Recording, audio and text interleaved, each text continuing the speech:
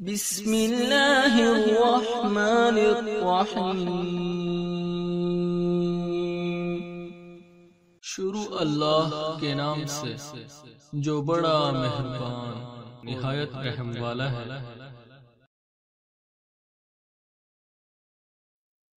اعوذ باللہ من الشیطان الرجیم، بسم اللہ الرحمن الرحیم۔ الحمد للہ والصلاۃ والسلام علی اہلہا، اللہم صلی علی محمد و آل محمد وعجل فرجہم۔ محترم ناظرین و سامعین، السلام علیکم۔ آج کی نئی ویڈیو کے ساتھ حاضر خدمت ہے، میں ہوں علی روحانی اور آپ دیکھ رہے ہیں ہمارا آفیشیل یوٹیوب چینل۔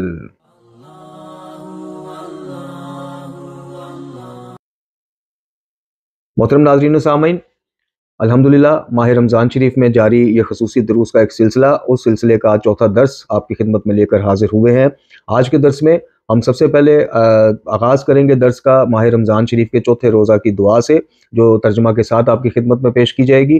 اس کے بعد آج انشاءاللہ ہم گفتگو کریں گے دعا کی عظمت اور اہمیت کے حوالے سے، قرآن اور اہل بیت کی تعلیمات اس ضمن کیا کہتی ہیں، کیا ہماری رہنمائی فرماتی ہیں، اور دعا کا کیا مقام ہے، دعا کا کیا مرتبہ ہے، اور دعا کرنا اللہ رب العزت کا جو ہے اپنے بندوں کا اس سے مانگنا، اس سے دعا کرنا اللہ رب العزت کو کتنا پسند ہے، اور سرکار محمد و آل محمد علیہ السلام کو کتنا پسند تھا، اور کس طرح سے انہوں نے ہماری اس بارے تربیت کی۔ انشاءاللہ اس کے اوپر آج ہم گفتگو کریں گے، اور بالکل آخر میں آپ کو انشاءاللہ جو ہے ایک چھوٹی سی، بظاہر چھوٹی سی، ورنہ نیکی کا کوئی کام نہ ہلکا ہوتا ہے نہ چھوٹا ہوتا ہے، لیکن سمجھانے کے لیے الفاظ استعمال کرنا پڑتے ہیں۔ چھوٹی سی سے مراد کہ بالکل جس کے لیے آپ کو کوئی خاص اسپیشل زحمت نہیں کرنا پڑے گی، بلکہ کئی جو ہمارے احباب ہیں وہ یہ کام اپنی روزمرہ زندگی میں ویسے بھی سر انجام دے رہے ہوں گے، لیکن تھوڑا سا اگر اس کا طریقہ کار بدل لیں اور اس کام کو خالص اللہ کے لیے وہ کر لیں، یعنی نیت جو ہے صرف قربت اللہ کر لیں، تو کس طرح سے وہ ایک نیکی، کئی نیکیوں کی آپ کی زندگیوں میں بہار لے کے آ سکتی ہے۔ تو آخری حصہ میں انشاءاللہ اس بابت ہم بات کریں گے۔ تو سب سے پہلے چلتے ہیں جی، ماہ رمضان شریف کے چوتھے دن کی دعا سے آغاز کرتے ہیں جی۔ بسم اللہ الرحمن الرحیم۔ اللہم قوینی فیہ علی اقامت امریکا وازکنی فیہ حلاوت ذکرکا وعزینی فیہ لا اداء شکرکا بکرامکا وحفظنی فیہ بحفظکا وسترکا یا ابصار الناظرین۔ بار الہا مجھے اس دن اور اس ماہ میں اپنے احکامات بجا لانے کی قوت عطا فرما۔ خداوند کریم مجھے اس دن اور اس ماہ میں اپنے ذکر کی شیرینی کا مزہ چکھا دے۔ پروردگارہ مجھے اس دن اور اس ماہ میں اپنے کرم سے اپنی شکر گزاری کی توفیق عنایت فرما۔ پاک پروردگار مجھے اس دن اور اس ماہ میں اپنی حفاظت اور پردہ پوشی کے ذریعے محفوظ فرما۔ اے سب سے زیادہ دیکھ بھال کرنے والے میرے اللہ۔ یہ ماہ رمضان کی چوتھے دن کی دعا تھی جی، جو آپ کی خدمت میں پیش کی ہے۔ اب انشاءاللہ گفتگو کریں گے جی، جیسے میں نے عرض کی کہ دعا کی اہمیت اور فضیلت کے حوالے سے ہمیں تعلیمات قرآن و اہل بیت کیا سکھاتی ہیں، اور دعا کس طرح سے کرنی چاہیے، دعا کے کیا پروٹوکول ہے، یعنی ادب و آداب کیا ہیں، اور دعا کے حوالے سے اس کو مطلب جو کہا گیا کہ دعا جو ہے بہترین بلکہ اعلیٰ اور عرفہ بلکہ افضل ترین عبادت ہے، یہ کیوں کہا گیا، اور اللہ رب العزت کا اپنے بندوں کو اپنے سے مانگنا، اپنے سے دعا کرنا اللہ کے نزدیک کیا مقام رکھتا ہے، اور کس قدر ذات الہی اس سے خوش ہوتی ہے، انشاءاللہ ابھی اس سلسلے میں آپ کو وہ بتاتے ہیں جی۔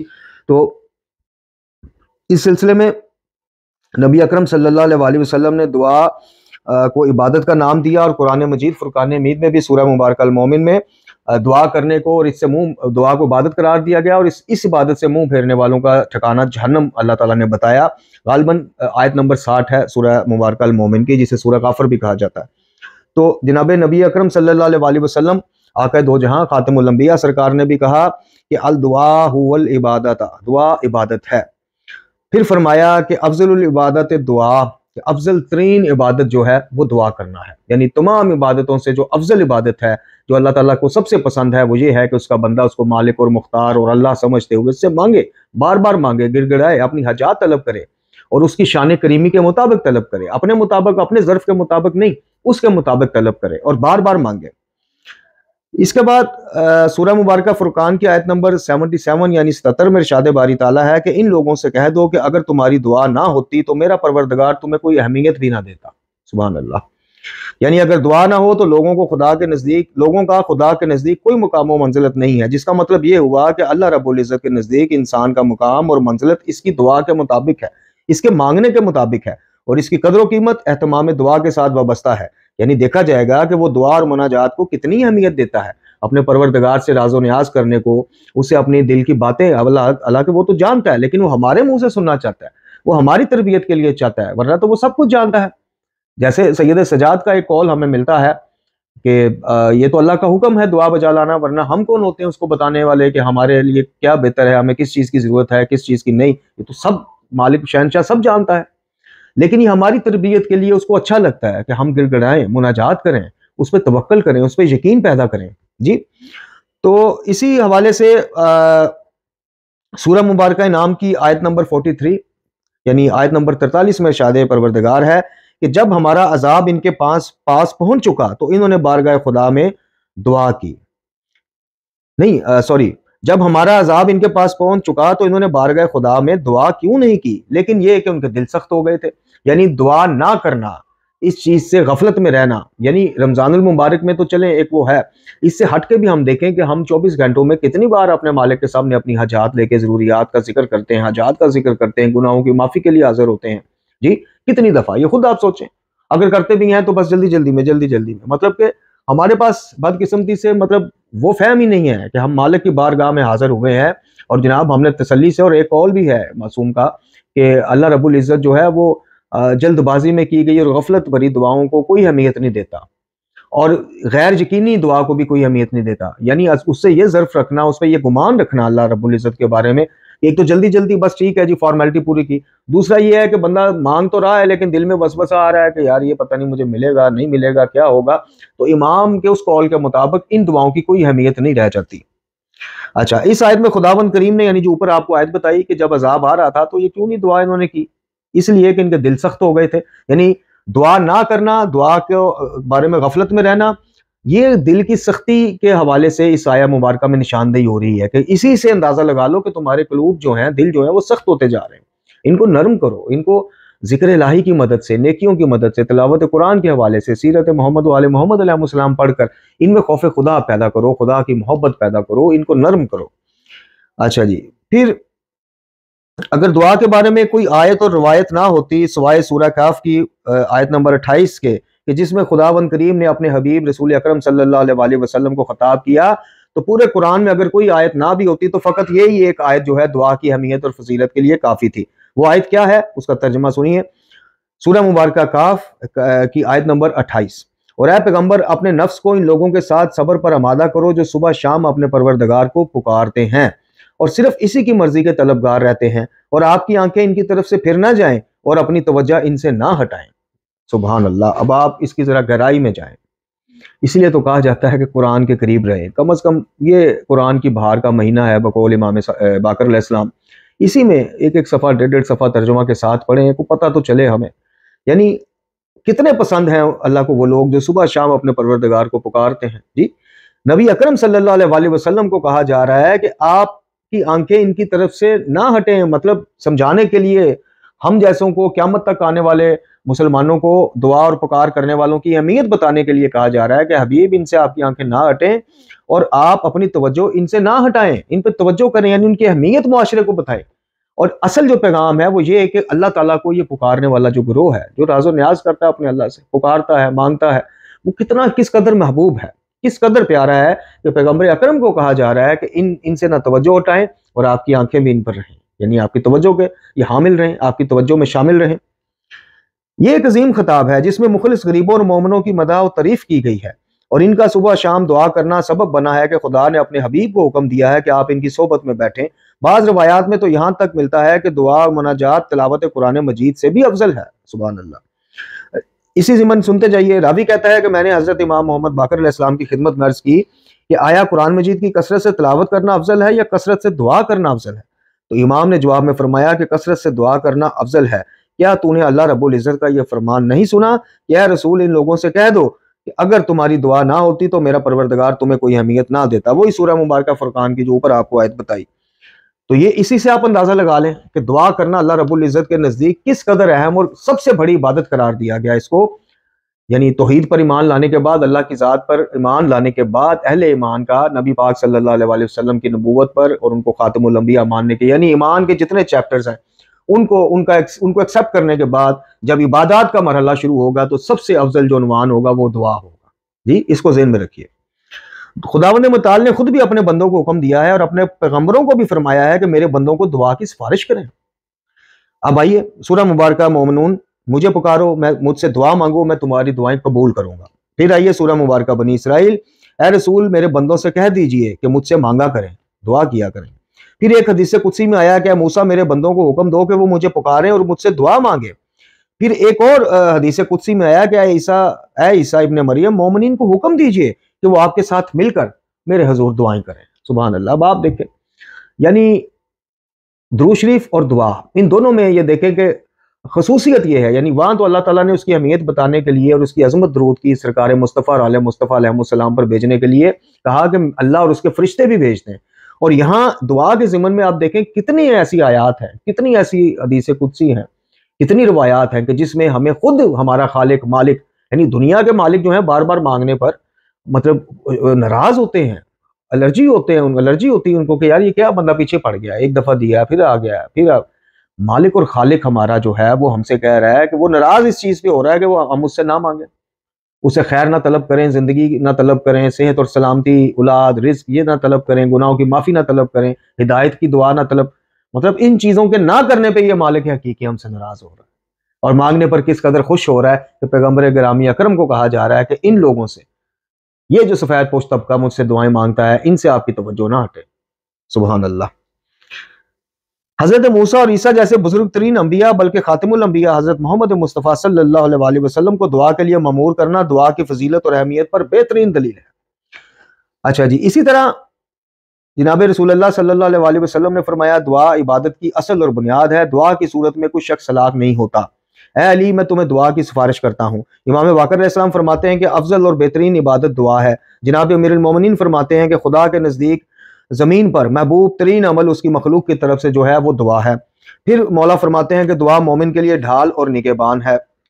پھر امام صادق علیہ السلام فرماتے ہیں کہ تیرے لیے دعا ضروری ہے کیونکہ اس میں ہر بیماری کی شفا ہے. رسول خدا صلی اللہ علیہ وآلہ وسلم کہتے ہیں کہ دعا کا ترک کرنا، خالق سے بے نیاز ہو جانا، جی دعا ہی نہ مانگنا اس سے، یہ گناہ ہے. پھر جناب آقا کریم صلی اللہ علیہ وآلہ وسلم فرماتے ہیں کہ مصیبتوں اور مشکلات کو دور کرو دعاؤں کے ذریعے. پھر جناب امیر کائنات فرماتے ہیں کہ جو شخص بھی دعا کے ذریعے اللہ کے دروازے کو کھٹکھٹاتا رہے گا اس کے لیے قبولیت کا دروازہ کھول ہی دیا جائے گا. اچھا جی، اس کے علاوہ شرائط قبولیت دعا کے عنوان میں لکھتے ہیں کہ پیغمبر گرامی اکرم صلی اللہ علیہ وآلہ وسلم سے منقول ہے کہ خدا فرماتا ہے کہ جو شخص مجھ سے دعا اور سوال کرے اور یہ جانتا ہو یعنی معرفت رکھتا ہو کہ نفع نقصان میرے ہاتھ میں ہے تو میں اس کی دعا قبول کروں. یعنی دعا وہی بات آ گئی جو آغاز درس میں کہی کہ امام کا قول اس کا خلاصہ بتایا کہ دعا کرتے وقت یقین ہونا چاہیے کہ میرے مالک کی دست قدرت سے کیا بار ہے، کچھ بھی نہیں. ان اللہ علی کل شیء قدیر، وہ تو ہر چیز پہ قدرت رکھتا ہے، وہ کن فیکون کی طاقت رکھنے والا واحد مالک ہے. جی تو یہ یقین رکھتے ہوئے پھر اس کی شان کو دیکھتے ہوئے، اپنے ظرف کو نہیں، اپنی اوقات کو نہیں، اس کی شان کو دیکھتے ہوئے اس سے مانگا جائے اور یہ یقین ہو کہ نفع اور نقصان کا مالک میرا اللہ ہی ہے. نہ کوئی نفع مجھ تک آ سکتا ہے اگر وہ نہ چاہے، نہ کوئی نقصان مجھ تک آ سکتا ہے اگر اللہ نہ چاہے. تو امام جناب رسول اللہ فرما رہے ہیں کہ یہ یقین رکھ کر دعا کرنے والا جو ہے اس کی دعا مقبول ہے انشاءاللہ. امام صادق علیہ السلام سے جب سوال کیا گیا کہ ہم جب دعا کرتے ہیں تو قبول کیوں نہیں ہوتی، تو آپ نے فرمایا کہ تم اس کو پکارتے ہو اور اس سے دعا مانگتے ہو جس کو نہیں جانتے اور جس کی معرفت نہیں رکھتے. سبحان اللہ. یعنی آپ اس قول کی گہرائی میں جائیے کہ تم جس کی معرفت نہیں رکھتے، تمہیں اس کی ذات پر یقین کچھ ہے کچھ نہیں ہے، متسلسل تمہارا ایمان ہے، اس کو پکارتے ہو، مانگ کے دیکھ لیتے ہیں جی ہو سکتا پوری ہو جائے. یہ جو ہو سکتا ہے دو چیزیں، ایک تو ہو سکتا ہے اور ایک اللہ بھی، یہ دو چیزیں اپنے اس میں سے نکال دیجئے. اللہ کے لیے سب کچھ پاسبل ہے، امپاسبل ہمارے لیے ہے، اس کی دائرہ قدرت سے کوئی چیز باہر نہیں. اور ایک اللہ ہی ہوتا ہے عبادات میں، دعا میں، مناجات میں اللہ بھی نہیں ہوتا، دینے میں عطا کرنے میں صرف اللہ ہی ہوتا ہے. اس کے بعد امام صادق علیہ السلام فرماتے ہیں کہ خدا فرماتا ہے کہ میرے عہد و پیمان اور وعدے کو پورا کرو تاکہ میں بھی تمہارے عہد و پیمان اور اپنے وعدوں کو پورا کروں. امام نے فرمایا کہ خدا کی قسم اگر تم اپنا وعدہ پورا کرو اور احکام الہی پر عمل کرو تو اللہ بھی تمہارے لیے اپنے وعدہ کو پورا فرمائے گا اور تمہاری دعاؤں کو قبول اور مشکلات کو حل فرمائے گا. اسی طرح پھر امام صادق علیہ السلام فرماتے ہیں کہ جو شخص یہ پسند کرتا ہے کہ اس کی دعائیں قبول ہوں تو اسے چاہیے کہ اپنے کاروبار اور کمائی کو پاک کر لے حرام سے۔ جناب موسیٰ علیہ السلام نے دیکھا کہ ایک شخص ہاتھ بلند کر کے جو ہے گریہ زاری کے ساتھ دعا کر رہا ہے۔ خدا نے جناب موسیٰ کی طرف وحی کی کہ اس شخص کی دعا قبول نہیں ہوگی کیونکہ اس کے پیٹ میں حرام کا مال کھایا ہوا ہے۔ اللہ اکبر۔ اب وہ خطبہ بھی سید الشہداء کا، وہ بات بھی یاد کیجئے کربلا کے میدان میں جب لشکر لعین یزید پلید کو بار بار خطاب کر رہے تھے، اور پھر آخر میں فرماتے ہیں کہ میں جانتا ہوں کہ میری یہ باتیں تم پر اثر کیوں نہیں کر رہی، تمہارا فہم کیوں نہیں کھل رہا، تمہیں ہدایت کیوں نہیں نصیب ہو رہی، چونکہ تمہارے پیٹ جو ہے لقمہ حرام کھا کھا کر بھرے ہوئے۔ لقمہ حرام اس قدر تک اثر کرتا ہے، اس قدر تک سرایت کر جاتا ہے۔ تو یہاں پہ جناب موسیٰ نے ایک شخص کو دیکھا کہ گریہ زاری بھی کر رہا ہے، رو رو کے اللہ سے مانگ رہا ہے جی، تو وہی آئی جناب موسیٰ کی طرف کہ میں نے اس کی دعا نہیں قبول کرنی چونکہ اس کا پیٹ بھرا ہوا ہے حرام لقموں سے۔ پیغمبر گرامی اکرم صلی اللہ علیہ وسلم فرماتے ہیں کہ اگر چاہتے ہو کہ دعا قبول ہو تو اپنی غذا کو پاکیزہ اور اپنے پیٹ میں حرام جانے سے اس کو روکو۔ پھر رسول اللہ صلی اللہ علیہ وسلم فرماتے ہیں کہ یہ جان لو کہ خداوند عالم اس دل سے دعا قبول نہیں کرتا جو غافل اور بے پرواہ ہو۔ لیجیے آ گئی وہ بات جو میں نے آغاز میں کہی تھی، دعا کرتے وقت غفلت اور بے پرواہی اور غیر یقینی کی صورتحال نہیں، پھر اس سے اچھا آپ نہ ہی کریں، پہلے معرفت الہی حاصل کریں، دعا کرنے کا طریقہ پہلے سیکھیں۔ پھر قرآن مجید فرقان حمید میں سورہ مبارکہ غافر میں کہا گیا، یعنی سورہ اس میں مومن میں، سورہ مبارکہ مومن میں خدا کو پکارو اور اس سے دعا مانگو خلوص نیت کے ساتھ اس حال میں کہ اپنے دین کو صرف اسی کے لیے خالص قرار دو، یعنی دین کو خالص کرو صرف اللہ سے، اور دعا مانگو پورے خلوص پورے یقین کے ساتھ۔ امام صادق علیہ السلام فرماتے ہیں کہ بے شک خدا نے اپنے مومن بندوں سے قبولیت دعا کا وعدہ فرمایا ہے۔ پھر فرماتے ہیں کہ دعا کا معنی یہ نہیں ہے کہ انسان کام اور صحیح اور کوشش ہی چھوڑ دے اور بیٹھ کر بس فقط دعا کرتا رہے، کیونکہ امام صادق علیہ السلام کا ہی فرمان ایک اور اس میں آ گیا کہ 3 قسم کے لوگوں کی دعا قبول نہیں ہوگی۔ ایک وہ شخص ہے جو فقط بیٹھ کر دعا کرتا رہے، خداوند مجھے روزی دے، اور گھر سے ہی نہ نکلے، اسے جواب دیا جائے گا میں نے تیرے لیے روزی کمانے کا وسیلہ اور ذریعہ قرار نہیں دیا، جا اب ڈھونڈ جا کے، اور ڈھونڈنے کی جستجو میں دعا کر، تجھے تیرا حصہ مل جائے گا۔ اچھا جی، اور اسی طرح جو علاج اور معالجے کے بغیر شفا کے لیے وہ طلبی کرتا رہے، اس کو کہا جائے گا کہ بھئی تیرے لیے اسباب پیدا نہیں کیے، تو جا کے طریقہ کار اختیار کر علاج کا، اور پھر دعا کر، اللہ تعالیٰ اس میں اس دوائی میں یا کسی بھی چیز میں تجھے شفا دے گا۔ اس کے بعد آداب دعا میں ہے کہ وہ دعا رد نہیں ہوگی جس کا آغاز بسم اللہ شریف سے کیا جائے گا، بسم اللہ الرحمن الرحیم پڑھنے سے کیا جائے، پھر اللہ رب العزت کی حمد و ثنا کی جائے، اس کی کبریائی بیان کی جائے، بڑائی بیان کی جائے، پھر محمد اور آل محمد علیہ السلام پر درود بھیجا جائے، اللہم صلی علی محمد، اور پھر یقین اور خلوص نیت کے ساتھ اور رقت انگیز انداز کے ساتھ، یعنی ایک جیسے فقیر مانگ رہا، بالکل ایک جو بالکل پسا ہوا بندہ اور ہارا ہوا بندہ، شکست خوردہ، وہ ایک مالک کے پاس چلا گیا ہے جس کو پتہ چل گیا ہے کہ میری ہر قسم کی بیچارگی کا، میری ہر قسم کی دکھ درد کی دوا بھی مجھے ملے گی، اور مجھے ہر قسم کی مجھے وہ آسائش بھی ملے گی جس سے میں محروم ہوں، یعنی اس یقین کے ساتھ کہ میں جا رہا ہوں مانگ رہا ہوں، انشاءاللہ لے کے رہوں گا، اللہ مجھے دے گا، نوازے گا۔ سب سے پہلے بسم اللہ، پھر اللہ کی کبریائی حمد و ثنا بیان کیجئے، پھر محمد و آل محمد علیہ السلام پر درود پاک پڑھیے، پھر دعا کا آغاز کیجئے۔ پھر اختتام دعا میں 2 روایات اور بھی ملتی ہیں، وہ اس میں نہیں ہے، وہ میں نے اور جگہ پڑھی تھی۔ ایک تو امام صادق علیہ السلام فرماتے ہیں کہ کوشش کرو کہ تمہاری دعاؤں کا جب اختتام ہو تو لا حول ولا قوت الا باللہ اس کو پڑھو اور پھر درود بھیجو، پھر اللہ تعالیٰ کی بارگاہ میں۔ پھر اسی طرح ایک اور جگہ ہے کہ دعا کرتے وقت زبان سے یا اونچی مانگنے سے زیادہ جلد اثر دعائیں وہ ہیں جو انسان دبے لفظوں منہ میں یا دل میں جو ہے اور آنکھوں سے آنسو ہوتے ہیں اور اللہ سے مانگ رہا ہوتا ہے۔ تو یہ محترم ناظرین و سامعین ہمارا تقریباً کچھ اس میں باب رہ گئے ہیں، جس میں گناہوں کا پہلے اقرار کرنا مالک کی بارگاہ میں، خشوع و خضوع کے ساتھ اور غمگین حالت میں دعا مانگنا، جی جس میں اللہ رب العزت نے جناب عیسیٰ سے فرمایا تھا کہ مجھ سے اس غرق ہونے والے غمگین انسان کی طرح دعا مانگو جس کا کوئی فریاد درس نہ ہو، بالکل غرق ہو رہا ہے لیکن یہ یقین ہے کہ اگر اللہ نے چاہا تو وہ مجھے بچا لے گا اور کوئی نہیں، اس یقین کے ساتھ۔ اچھا جی، پھر امام صادق علیہ السلام فرماتے ہیں کہ جناب جو شخص تمام شرائط کے ساتھ 2 رکعت نماز بجا لانے کے بعد دعا کرے تو اللہ تعالیٰ اس کو رد نہیں کرے گا۔ پھر اپنی حاجتوں اور ضروریات کو زیادہ نہ سمجھو، یہ نہ کہو کہ وہ میں نے اتنا مانگ لیا، اتنا تو مجھے ملنا ہی نہیں، عرض کی پہلے ہی عرض کی کہ اس کو اس کی شان کے مطابق اس سے مانگے۔ رسول اللہ صلی اللہ علیہ وسلم فرماتے ہیں کہ خدا فرماتا ہے کہ اگر 7 آسمان اور زمینوں کے رہنے والے مل کر مجھ سے دعا مانگے اور میں سب کی دعائیں منوان قبول کر لوں اور ان کی حاجات کے مطابق ان کو عطا کر دوں تو میری ملکیت میں مچھر کے پر کے برابر بھی فرق نہیں آئے گا۔ پھر رسول اللہ ہی فرماتے ہیں صلی اللہ علیہ وسلم کہ اپنی دعا میں بڑی چیزوں کا سوال کرو، کیونکہ اللہ تعالیٰ کے نزدیک کوئی چیز بڑی ہے ہی نہیں. بڑی تو ہمارے اور آپ کے لیے، اس کے اس مالک اور شہنشاہ جو خالق ہے، خود خالق ہے، اس کے لیے کیا بڑا.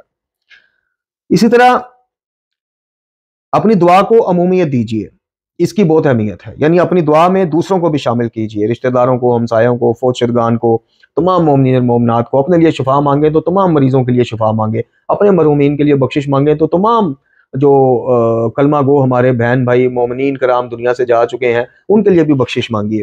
اسی طرح دعا کو مخفی رکھنا، وہی بات جو میں نے ابھی آپ کو کہی کہ جناب مخفی طور پر دعا مانگنا علانیہ طور پر 70 بار دعا مانگنے کے برابر ہے. یہ کون کہہ رہا ہے؟ رسول اللہ صلی اللہ علیہ وسلم فرما رہے. پھر وہی گمان اللہ سے اچھا رکھنا کہ جب دعا مانگو یہ گمان رکھو کہ تمہاری حاجت دروازے پر ہی ہے، یعنی قبول ہو گئی. پھر ان کے علاوہ کچھ مخصوص اوقات اور حالات بیان کیے گئے ہیں جس کے اوپر انشاءاللہ ہم کل گفتگو کریں گے. تو آخر میں وہ چھوٹی سی نیکی جو مطلب نیکی چھوٹی نہیں ہوتی، بار بار میں وضاحت کر رہا ہوں کہ نیکی کو کبھی چھوٹا نہ سمجھیں. نیکی کی توفیق ملنا ایک بہت بڑی بات ہے. محترم ناظرین و سامعین، اس ماہ مقدس میں اکثر صاحب استطاعت لوگ جو ہیں وہ کہیں نظر نیاز کا اہتمام کرتے ہیں، سحر و افطار کا اہتمام کرتے ہیں. بلا شبہ اس سے افضل اللہ تعالیٰ کی مخلوق کو کھانا کھلانے سے افضل نفلی چیزوں میں کوئی اس طرح کی وہ چیز نہیں آتی نیکیوں میں. یہ خود میں نے ایک جگہ پڑھا تھا کہ جناب موسیٰ کے سوال کے جواب میں اللہ نے کہا تھا کہ اللہ تیرے اوپر ایمان لانے کے بعد ایک بندہ مومن کا کون سا عمل تجھے سب سے پسند ہے؟ تو اللہ رب العزت نے فرمایا تھا کہ جو میری مخلوق کو میری رضا کی خاطر سیر کرتا ہے، یعنی پیٹ بھر کے کھانا کھانے کو دیتا ہے یا کھانا دیتا ہے. مومنین کرام کوشش کیجئے کہ آپ کو دیگ یا کوئی اس طرح کے وہ معاملات جو 70-80-100 بندوں کو آپ نے بانٹنے ہیں، اگر آپ کے رشتہ داروں میں یہ دیکھیے یہ اور باہر آپ نے جتنی بھی نیکیاں کرنی ہیں، سب سے پہلے صلہ رحمی کا بھی عنوان اس میں آ جاتا ہے، اس میں سارے عنوان آ جاتے ہیں. سب سے پہلے اپنے خاندان میں وہ سفید پوش فیملی ڈھونڈیے جو پتہ نہیں بل دینے سے بیٹھی ہوئی ہے، کرایہ دینے سے بیٹھی ہوئی ہے، جو افطاری میں بچوں کے سامنے شرمندگی اٹھاتے ہیں، شرمساری ہوتی ہے. ظاہر ہے کہ لوگوں کے بچے یہ کچھ کھاتے ہیں، ہمارے رشتہ دار اتنے ماشاءاللہ صاحب حیثیت ہیں، اور ہم جناب یہ میرے بچے کیا کھا رہے ہیں. تو نیکی وہی ہے جیسے میں نے آغاز میں کہا تھا کہ ماشاءاللہ آپ میں سے کئی کر رہے ہوں گے یہ کام، جی اللہ تعالیٰ اور توفیق دے. لیکن سب سے پہلے خدا کے واسطے اپنے خاندانوں میں گم ہو جائیے، جن سے کئی ماہ رابطے نہیں ہوئے ان سے رابطہ کیجئے، وہ دائیں بائیں سے ان کے حالات معلوم کیجئے، اور سب سے پہلے اپنے خاندان میں سفید پوش بندہ ڈھونڈیے، فیملی ڈھونڈیے، بچے ڈھونڈیے. اور دیکھیے 100 جگہ پہ یا 10 جگہ پہ یا درباروں پہ جا کے دیکھیں، وہ ٹھیک ہے اپنی جگہ ان کا وہ ہم نہیں کرتے، لیکن خدا کی قسم اس نیکی کے وہ جو اجر اس نیکی کا آپ کو ملنا ہے نا، اس کے وہ پاس کو بھی اجر نہیں ہونا جو اپنے رشتہ دار پہ کرنے سے آپ کو ملنا. اور خاص کر ایسے رشتہ دار، یعنی سورہ مبارکہ بقرہ میں اللہ نے کہا ہے کہ تم دیکھو تو صحیح، تمہیں ایسے سفید پوش ملیں گے. خلاصہ بیان کر رہا ہوں کہ جو منہ سے نہیں کہیں گے کہ ہم ضرورت مند ہیں ہمیں دو، دیکھو گے تم تو تمہیں گمان ہوگا یہ تو سیٹھ آدمی ہے، لیکن اندر اللہ جانتا ہے کتنے سفید پوش. اس کے لیے تھوڑی صحیح اور کوشش کیجئے. رشتہ داروں میں نہ ملے تو ہمسایوں میں دیکھیے، ہمسایوں میں بھی نہ ملے تو پھر آپ خود نظر دہرائیے کہ کئی ایسے سفید پوش آپ کو مل جائیں گے جو بیچارے منہ سے نہیں کہہ سکتے کہ یار آؤ ہمارے تھوڑا وہ کرو، لیکن ملیں گے ضرور، اور اس قابل ہوں گے، مستحق ہوں گے. وہاں نیکی کیجئے. وہی نیکی ہے جو آپ آلریڈی کر رہے ہیں اور کرنا چاہتے ہیں، لیکن اس کا کئی 100 گنا درجہ بڑھ جائے گا جب یہ آپ اپنے پہلے خاندان میں اس کی تلاش شروع کریں گے کہ میرے کزنز کے آگے کزن، یا میری ماں کی طرف سے رشتہ دار، باپ کی طرف سے رشتہ دار، چچاؤں میں، پھوپھاؤں میں، خالاؤں میں، کئی مطلب ایسا کوئی بندہ، ایسی فیملی جو بیچارے پیٹ بھر کے نہ سحری کر سکتے ہیں کہ نہ افطاری میں ان کے بچوں کو شربت نصیب، نہ کھجور نصیب، جو آج کل حال ہے. تو خدا کی قسم آپ یقین جانیے کہ اس قسم کی ڈھونڈ کر نیکی کرنا کام وہی ہے جو آپ نے بانٹ آنی ہے، باہر بھی بانٹ آنی ہے، کام وہی ہے. بجٹ بھی تقریباً اتنا ہی لگ جانا ہے پر ڈے کے حساب سے آپ دیکھ، لیکن اس کا اجر و ثواب آپ کی سوچ اور آپ کے فہم سے ہی باہر. وما علینا الا البلاغ.